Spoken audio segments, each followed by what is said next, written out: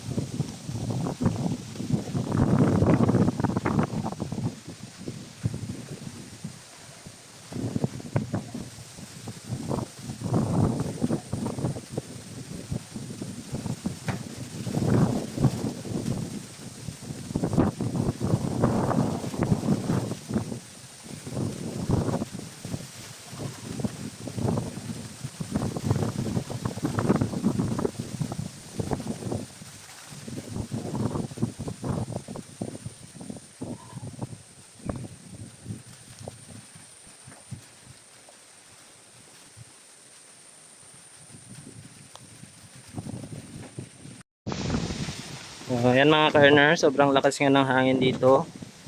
Ayan, nagbigay na ako ng yun na yung pagkain nila.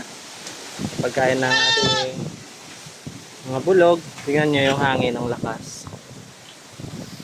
Ayan. So, ayaw ko nga silang pakawalan dahil baka mamaya biglang bumuhos yung malakas na ulan. So, ang ginawa natin, so, unti-unti lang yung pagbibigay natin ng pagkain sa kanila mga ka-earner. So, ito nga ay matriti kakao na meron ding ipil-ipil. So mga legumes na lang muna tayo ngayon dahil wala akong nakuhang napier. Naubos na ata. So yan mga ka-earner.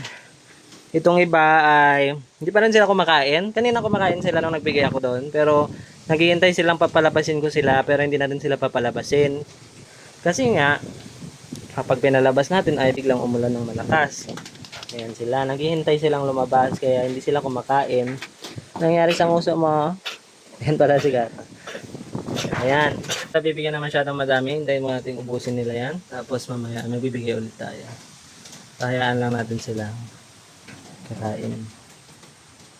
So, ito nga mga ka-earner. Dapat ay meron tayong mga gustong lumabas. So, pagkain. So, ito ay kumuha na naman ako sa gilid ng daan. Marami naman. Meron pa naman dito. Pero, syempre, maximize na. Sayang din kasi pinuputol lang nila yung mga nandun sa gilid ng daanan. Kaya kukunin na rin. Kaya na nga, gusto lumabas ng mapunan natin ng kambing. Si Linda. Tapos yan. Yan, kumakain na yung iba. Ayan, nasasanay din sila ulit. Dahil nga nasanay silang pinapalabas ko sila. Kaya ganyan. So kapag ganito nga may bagyo mga ka-earner, huwag nyo nang papalabasin ng mga kambing nyo. Bigyan nyo na lang sila ng pagkain. Pagkain din naman yun na yan. So, yun lang mga ka-earner. Thank you for watching. So, God bless always. Ingat kayo dahil sa mayroong bagyo. Lalo na sa Cagayan. May malakas na doon ang bagyo ngayon. So, keep safe always. God bless.